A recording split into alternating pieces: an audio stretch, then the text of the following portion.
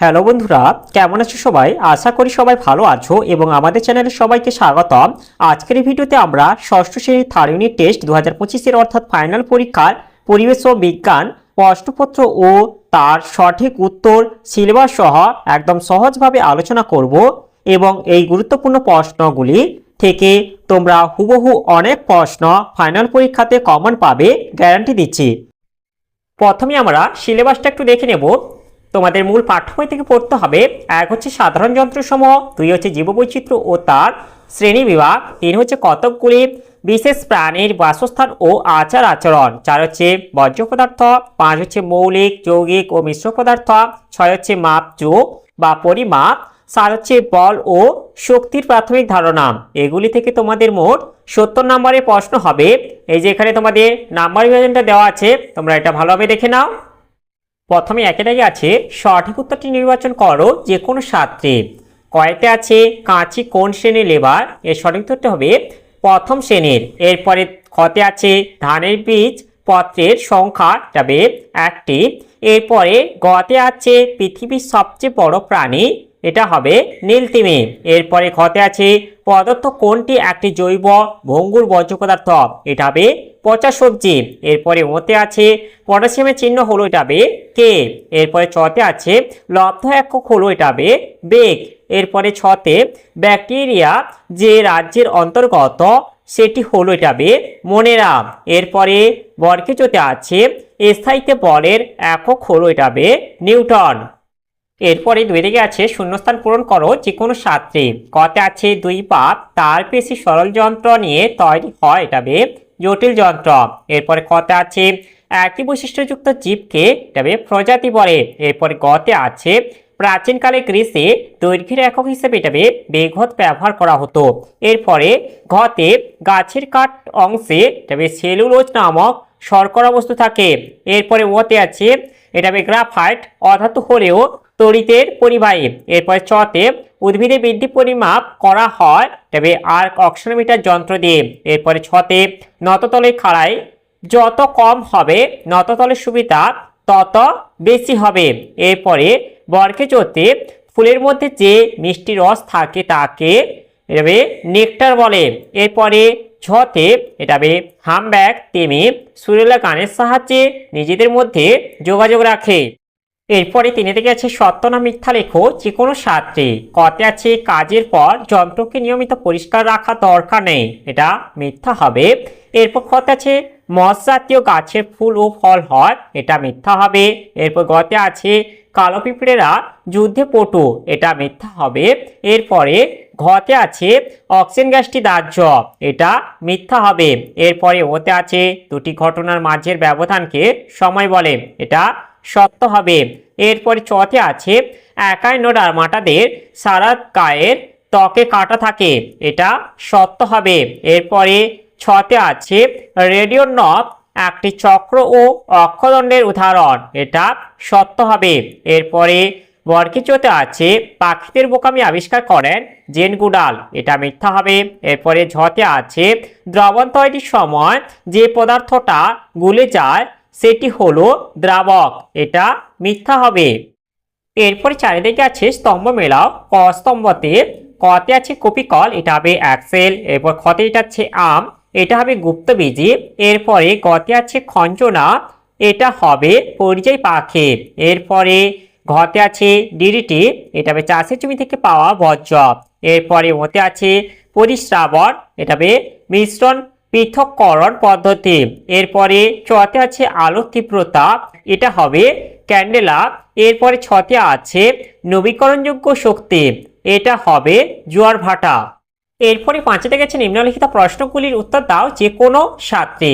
কতে আছে নততলের যান্ত্রিক সুবিধা বাড়ানো যায় কিভাবে, এর উত্তরটি হলো নততলে যান্ত্রিক সুবিধা বাড়ানোর উপায়। নততলের যান্ত্রিক সুবিধা তার ভূমিস্থ সূক্ষ্ম কোণ বা ভূমি ও নততলের মাঝের কোণের উপর নির্ভর করে। নততলের নতি কোণের মান সরাসরি তলের উচ্চতা ও দৈর্ঘ্য এর অনুপাতের উপর নির্ভরশীল। নতিকোণের মান বৃদ্ধি পেলে নততলের উচ্চতা বেড়ে যাবে। এখন নততলের যান্ত্রিক সুবিধা সমান নততলের দৈর্ঘ্য বাই নততলের উচ্চতা। উপরের সম্পর্কটি থেকে বলা যায় যে নততলের উচ্চতা যত কম হবে ভূমিস্থ কোণ এবং সেই সঙ্গে তলের খাড়াই তত কমবে, ফলে নততলের যান্ত্রিক সুবিধা বেশি হবে। এরপরে ক্ষয় থেকে আছে আর্থ্রোপোডা ও অ্যানিলিডা জাতীয় জীবের একটি করে বৈশিষ্ট্য লেখো। এর উত্তরটি হলো আর্থ্রোপোডা জাতীয় জীবের একটি বৈশিষ্ট্য হলো এদের দেহে উপস্থিত সুর ও পাগুলি খণ্ডে খণ্ডে বিভক্ত থাকে। এরপরে হচ্ছে অ্যানিলিডা জাতীয় জীবের একটি বৈশিষ্ট্য হলো এদের দেহ আংটির মতো খণ্ডযুক্ত ও নলাকার। এরপরে কতে আছে ধাতু দুটি ধর্ম লেখো। এর উত্তরটি হলো ধাতু দুটি ধর্ম হলো এক, ধাতুগুলির তাপ ও তড়িতে সুপরিবাহী। ধাতুগুলির মধ্যে রূপোর তাপ পরিবাহিতা সবচেয়ে বেশি এবং তামা ও অ্যালুমিনিয়াম সহজে তড়িৎ পরিবহন করে, তাই তড়িৎবাহী তার তৈরিতে ব্যবহৃত হয়। এরপর দিয়েছে ধাতুগুলির ঔজ্জ্বল্য আছে। ধাতুগুলির ঔজ্জ্বল্য থাকায় গয়না প্রস্তুতিতে এগুলি ব্যবহার করা হয়। এরপরে ক্ষয় দেখে আছে সাপ আত্মরক্ষা করে কিভাবে। এর উত্তরটি হলো সাধারণত সাপেরা বুক দিয়ে মাটিতে হওয়া সামান্য কম্পন ও চেরা জীব বের করে পরিবেশের ঘ্রাণের অনুভূতি নেয়। এভাবেই কম্পন এবং ঘ্রাণ শক্তির সাহায্যে এরা কাছাকাছি শত্রু বা অন্য জীবের উপস্থিতি টের পায়। নিজেকে বিপদগ্রস্ত মনে করলে জোরে নিঃশ্বাস ছেড়ে হিহি শব্দ করে ফনা তুলে নিজেকে রক্ষা করে। এরপরে দাগের আছে বজ্রকে পদার্থ বলা হয় কেন। এর উত্তরটি হলো বজ্রকে পদার্থ বলার কারণগুলি হলো এক হচ্ছে বজ্র বেশ কিছুটা স্থান দখল করে থাকে, দুই এর নির্দিষ্ট ওজন আছে, তিন এগুলি থেকে গন্ধ উৎপন্ন হতেও পারে আবার নাও পারে। এরপরে চয়ে দিকে আছে দৈনন্দিন জীবনে সঠিক পরিমাপের গুরুত্ব কী। এর উত্তরটি হলো দৈনন্দিন জীবনে সঠিক পরিমাপের গুরুত্ব কিছু পরিস্থিতিতে সঠিক তথা নির্ভুল পরিমাপ শুধু প্রয়োজনই নয় বরং অপরিহার্য। উদাহরণস্বরূপ বলা যায় এক, রসায়ন বিজ্ঞানে সম্পাদিত বিভিন্ন রাসায়নিক বিক্রিয়াগুলির ক্ষেত্রে অধিকাংশ সময়ই বিক্রিয়ক পদার্থগুলির পরিমাণ বিক্রিয়া সত্ত্ব যেমন উষ্ণতা, চাপ ইত্যাদি মান নির্ভুলভাবে বজায় রাখতে হয়। এরপর দুই আছে অসুস্থ ব্যক্তির শরীরে ইনজেকশন দেওয়া বা ওষুধ খাওয়ানোর সময় চিকিৎসক নির্ধারিত মাত্রা কঠোরভাবে মান্য করা প্রয়োজন, কারণ ওষুধের পরিমাণ কম বা বেশি হওয়া দুই রোগীর শরীরের ক্ষতির কারণ হতে পারে। এরপর তিন, ভূপৃষ্ঠ থেকে রকেট, কৃত্রিম উপগ্রহ ইত্যাদি নিক্ষেপণের সময় বায়ুর বাধা, সংশ্লিষ্ট স্থানের অভিকর্ষীয় ত্বরণের মান, বায়ুর ঘনত্ব, বায়ুচাপ ইত্যাদি মান অত্যন্ত নির্ভুলভাবে গণনা করা আবশ্যক হয়, কারণ সামান্যতম ত্রুটির কারণে নিক্ষিপ্ত বস্তুগুলি পথভ্রষ্ট বা লক্ষ্যচ্যুত হয়ে পড়তে পারে। আর এরকম সাজেশনমূলক ভিডিওগুলি পাওয়ার জন্য আমাদের চ্যানেলটিকে অবশ্যই সাবস্ক্রাইব করে নেবে এবং এই ভিডিওটিকে লাইক, কমেন্ট ও শেয়ার করে দেবে। এরপরে ছয় দাগে আছে গতিশক্তি কাকে বলে। এর উত্তরটি হলো কোনো গতিশীল বস্তু তার গতিশীল অবস্থার জন্য কাজ করার যে সামর্থ্য পায় তাকেই গতিশক্তি বলে। উদাহরণ, বায়ুর গতিশক্তিকে কাজে লাগিয়ে পালতোলা নৌকো চালানো হয়। এরপরে বর্গের দাগে আছে শিম্পাঞ্জিদের সাথে মানুষের জীবনযাত্রার কি কি মিল দেখা যায়।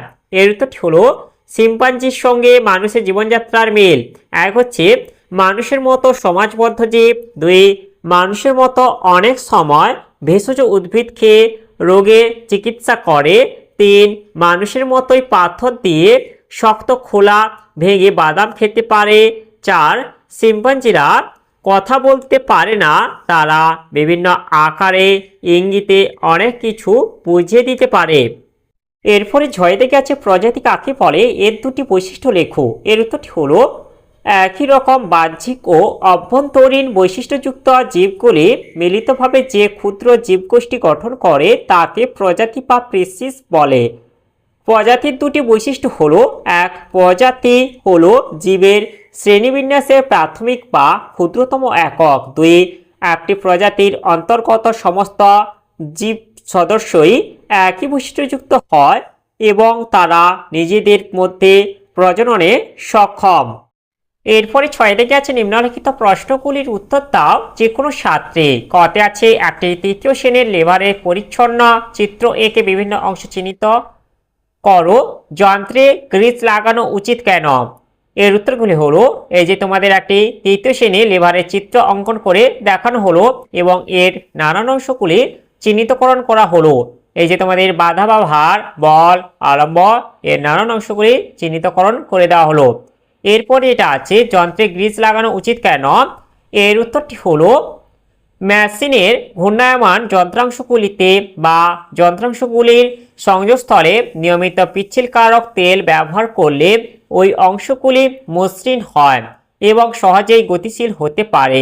এর ফলে ঘর্ষণের দ্বারা যন্ত্রাংশগুলির ক্ষয় পাওয়ার সম্ভাবনা কমে যায়। সুতরাং পিচ্ছিলকারক তেলের নিয়মিত ব্যবহারের ফলে তাপ ও শব্দ কম উৎপন্ন হয় এবং শক্তির অপচয় কম হয়, যা যন্ত্রের দক্ষতা বৃদ্ধি করে। এরপরে ক্ষয় থেকে আছে গুল্ম ও বৃক্ষ জাতীয় গাছ বলতে কি বোঝো? এর উত্তরটি হলো, যে সমস্ত উদ্ভিদের কাণ্ড বেশি বড় হয় না, প্রচুর ডালপালা তৈরি করে এবং সামান্য কাষ্ঠল হয় তাদের গুল্ম বা শ্রাবস বলে। এরা বহুবর্ষজীবী প্রকৃতির হয় এবং উচ্চতায় খুব লম্বা হয় না, মাঝারি উচ্চতার হয়। এই গাছগুলিতে অনেক ডালপালা থাকে বলে এদের ঝোপের মতো দেখায়। উদাহরণ লঙ্কা গাছ, জবা গাছ, গোলাপ গাছ প্রভৃতি। বৃক্ষজাতীয় উদ্ভিদ, যে সমস্ত বহুবর্ষজীবী উদ্ভিদের আকৃতি দীর্ঘ, গুড়ি কাষ্ঠল, প্রচুর শাখা প্রশাখা যুক্ত তাদের বৃক্ষজাতীয় উদ্ভিদ বলে। বাড়ির চারপাশে দেখা যায় এরকম 4টি বৃক্ষজাতীয় উদ্ভিদ হলো বট, আম গাছ, কাঁঠাল গাছ, অশ্বত্থ গাছ, এগুলি উদাহরণস্বরূপ বলে দেবে। এরপরে গতেটা আছে পরিযায়ী পাখি কাদের বলে? হাতি সুর দিয়ে কি কাজ করে? পরিযায়ী পাখি প্রধানত শীতকালে শীতের হাত থেকে রক্ষা পাওয়ার জন্য ও খাবারের সন্ধানে কিছু কিছু পাখির প্রজাতি শীতের দেশ থেকে গরমের দেশে চলে আসে। শীত চলে গেলে আবার আগের জায়গায় ফিরে যায়, এদের পরিযায়ী পাখি বলে। উদাহরণ পরিযায়ী বুনো হাঁস, খঞ্জনা, কাজল পাখি প্রভৃতি। এর পরের প্রশ্নটি হলো, হাতির সুরের কাজ। এক হচ্ছে জল ও ফল খাওয়া। সুর দিয়ে হাতি জল শুষে মুখে ঢালার কাজ করে, এমনকি মাটিতে পড়ে থাকা ফল ও সুরের সাহায্যে সহজেই তুলে ফেলে। এরপর দিয়ে হচ্ছে স্নান করা। লম্বা সুরের সাহায্যে হাতি জল শুষে সেই জলে স্নান করে থাকে। এরপর 3 আছে ঘাস খাওয়া। লম্বা সুর দিয়ে হাতি ঘাস ছেড়ে মাটি ঝেড়ে তা মুখে পৌঁছে দেয়। এরপরে আছে গাছের ডাল ভাঙা। এরা প্রয়োজন হলে সুর দিয়ে গাছের ডাল ভাঙতে পারে। এরপরে ভারী বস্তুর উপরে তোলা। যে কোনো প্রয়োজনে হাতি তার সুরের সাহায্যে ভারী বস্তু উপরে তুলতে পারে বা দূরে নিয়ে যেতে পারে। এরপরে আত্মরক্ষা। লম্বা সুর দিয়ে হাতি আত্মরক্ষা করে। এরপর আছে বাতাসের গন্ধ নেওয়া ও শ্বাসকার্য করা। এরা সুর উপরে তুলে বাতাসের গন্ধ নেওয়ার কাজ করে। তাছাড়া তারা এই সুরের সাহায্যে শ্বাসকার্য করে থাকে। এরপরে দাগে আছে অক্সিজেনের 2টি ধর্ম লেখো, মৌলিক ও যৌগিক পদার্থের পার্থক্য লেখো। এর উত্তরটি হলো, অক্সিজেনের 2টি ধর্ম। 1. অক্সিজেন একটি বর্ণহীন গন্ধহীন গ্যাসীয় পদার্থ যা বাতাসের চেয়ে সামান্য ভারী। 2. এটি দহনে সহায়ক গ্যাস, অর্থাৎ এটি নিজে জ্বলে না কিন্তু অন্য বস্তুকে জ্বলতে সাহায্য করে। এরপরে যেটা আছে মৌলিক পদার্থ ও যৌগিক পদার্থের পার্থক্য। বিষয় সংজ্ঞা। রাসায়নিক বিশ্লেষণে অন্য ধর্মবিশিষ্ট কোনো পদার্থ পাওয়া যায় না। রাসায়নিক বিশ্লেষণে ভিন্নধর্মী একাধিক পদার্থ পাওয়া যায়। এরপর 2 আছে সংখ্যা। মৌলের সংখ্যা মোট 118টি, যৌগের সংখ্যা অগণিত। বর্তমানে ওই সংখ্যা প্রায় 11 লক্ষ। এরপরে 3 যেটা আছে গঠন। মৌলের অণু একই ধরনের পরমাণু দ্বারা গঠিত, যৌগের অণু বিভিন্ন ধরনের পরমাণু দ্বারা গঠিত। এরপর 4 এটা আছে বহুরূপতা। মৌলের বহুরূপতা আছে, যৌগের বহুরূপতা নেই। এরপরে 6 থেকে আছে ভৌত রাশি কাকে বলে?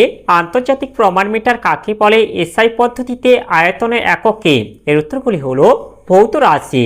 পরিমাপযোগ্য যে কোনো প্রাকৃতিক বিষয়কেই সাধারণভাবে ভৌত রাশি বা প্রাকৃতিক রাশি বলা হয়। উদাহরণ দৈর্ঘ্য, ভর, সময়, আয়তন, বেগ ইত্যাদি।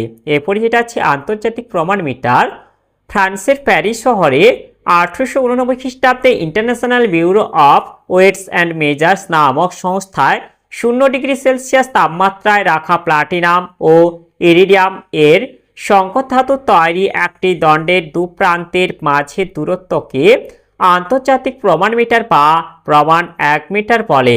এরপরে যেটা আছে এসআইতে আয়তনের একক হলো ঘনমিটার বা মিটার কিউব। এরপরে 6 দাগে আছে কোন শক্তিতে রূপান্তরিত হয়। একে আছে একটি ক্যাম্বিস বলকে উপরের দিকে ছোড়া হলো, এটা হবে গতিশক্তি থেকে স্থিতিশক্তি। এরপর দিয়ে আছে ইলেকট্রিক ইস্ত্রি চালু করা হলো, এটা হবে তড়িৎ শক্তি থেকে তাপশক্তি। এরপরে 3 আছে তারাবাজি জ্বালানো হলো, এটা হবে রাসায়নিক শক্তি থেকে তাপ ও আলোক শক্তি। এরপর 4 আছে একটি স্টিলের পাত্র মাটিতে পড়ে শব্দ হলো, এটা হবে যান্ত্রিক শক্তি থেকে শব্দ শক্তি। এরপরে বর্গজ থেকে আছে বাঘিনী তাদের সন্তানদের কিভাবে লালন পালন করে। ফ্লিপার কি? এর উত্তরটি হলো বাঘিনীর সন্তান পালন। এক বাঘ ও বাঘিনী উভয়ে হিংস্র হলেও বাঘিনী অত্যন্ত স্নেহের সঙ্গে সন্তানদের লালন পালন করে। বাঘিনী পরিষ্কার জায়গায় বাসা তৈরি করে বাচ্চার জন্ম দেয়। বাচ্চা জন্ম দেওয়ার পর বাঘিনী ঠাই সেখানে বসে থেকে তাদের পাহারা দেয়।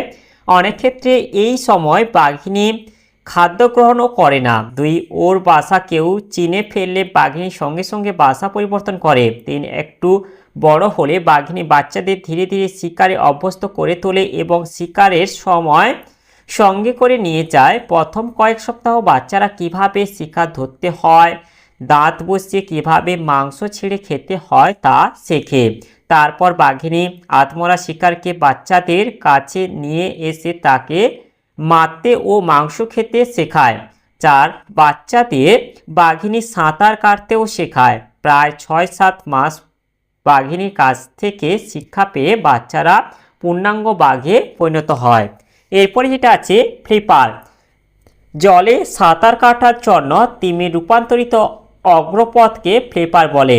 তিমির অগ্রপথ বা হাত দুটি রূপান্তরিত হয়ে ফ্লিপারে পরিণত হয়েছে, যা এদের জলে বাস করার জন্য তথা সাঁতারের জন্য প্রয়োজন।